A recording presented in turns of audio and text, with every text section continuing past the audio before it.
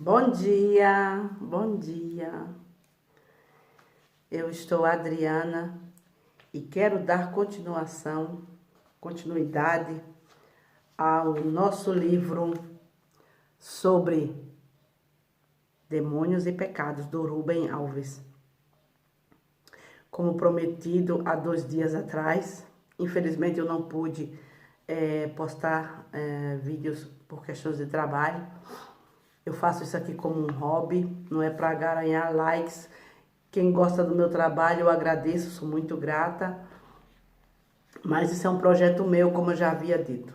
Então, quero agradecer a vocês.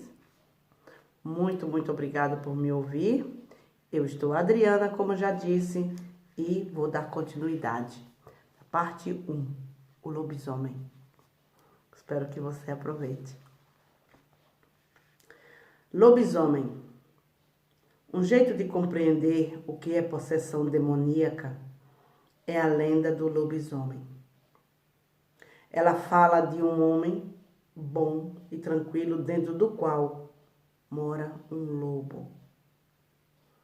Mas o lobo fica trancado em uma jaula. Aparece vez por outra. Quando, por razões que não se sabe, a jaula se abre e ele sai. A lenda diz que ele sai em noites de lua cheia, como noites de ontem ou de hoje. A lua está cheia. Mas acho que não é bem assim. Ele sai, não se sabe quando nem porquê. Aí ele toma conta do corpo. E o homem bom e tranquilo, ele tranca na jaula. Livre, ele é só fúria incontrolável. Esgotada a sua fúria,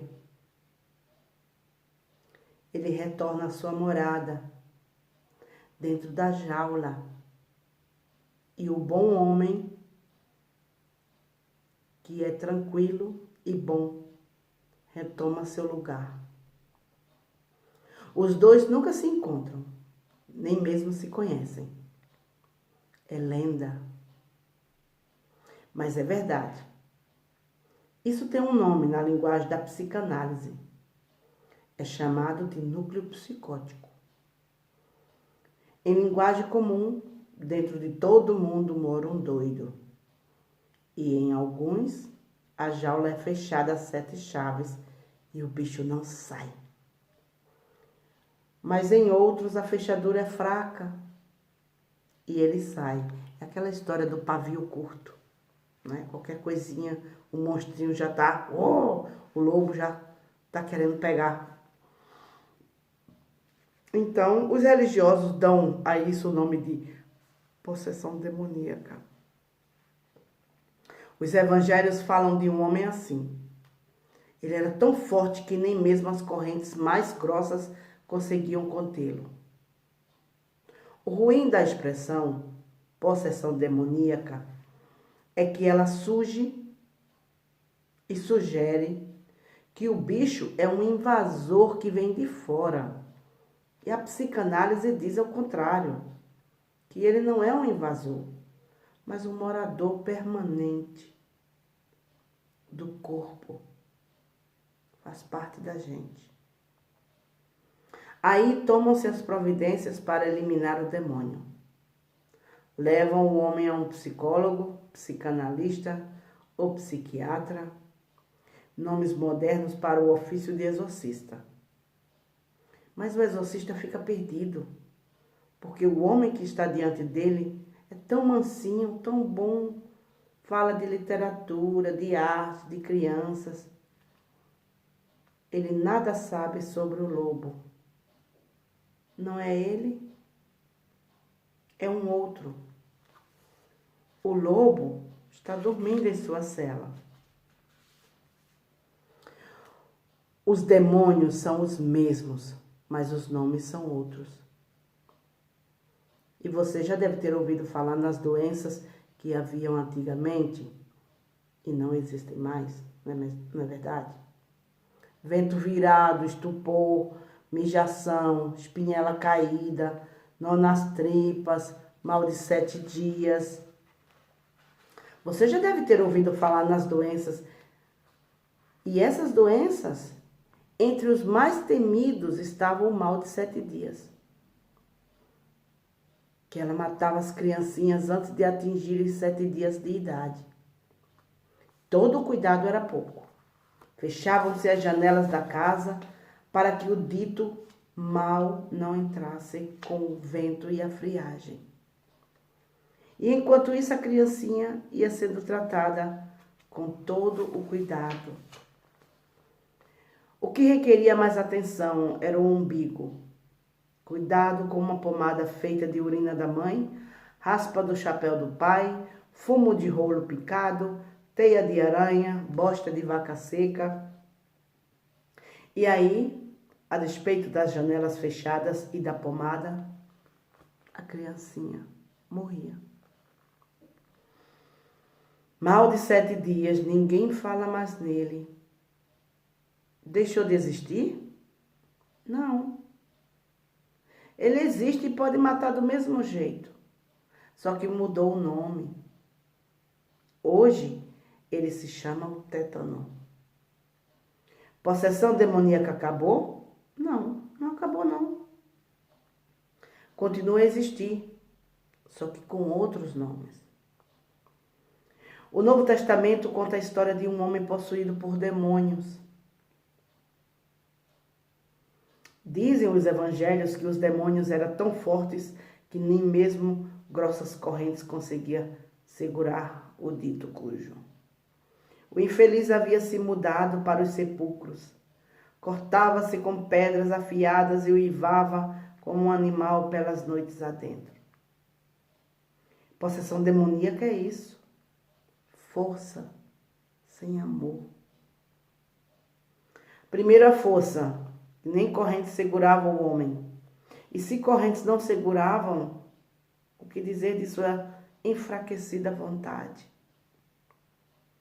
Se o demônio fosse mais fraco que ele, o homem o expulsaria de sua casa-corpo.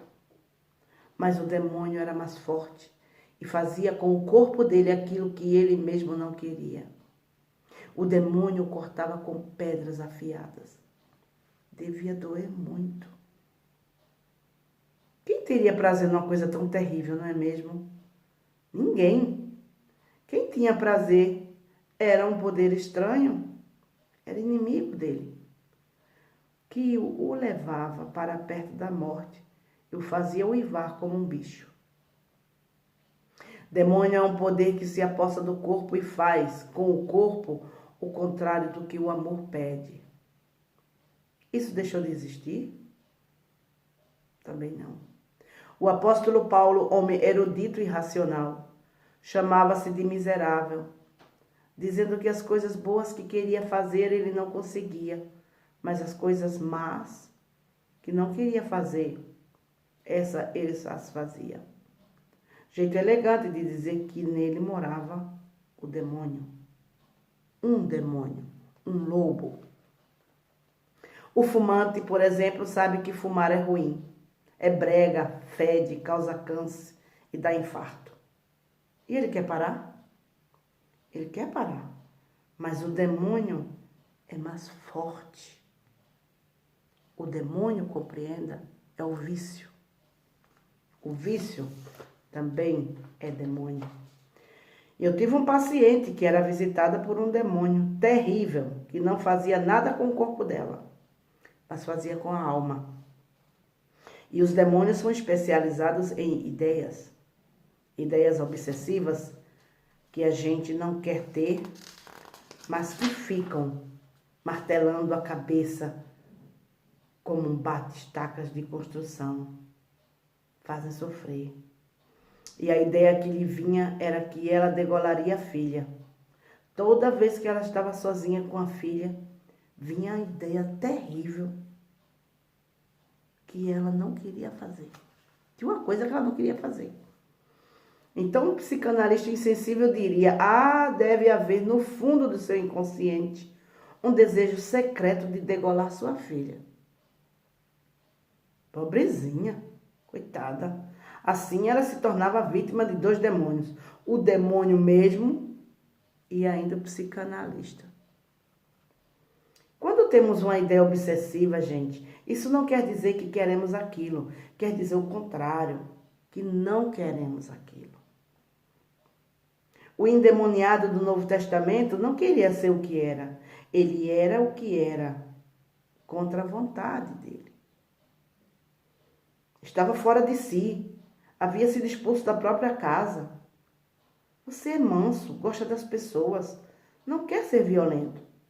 Mas aí, de repente, o demônio toma o seu corpo de assalto e você vira o Hulk. Você não se corta com pedras afiadas.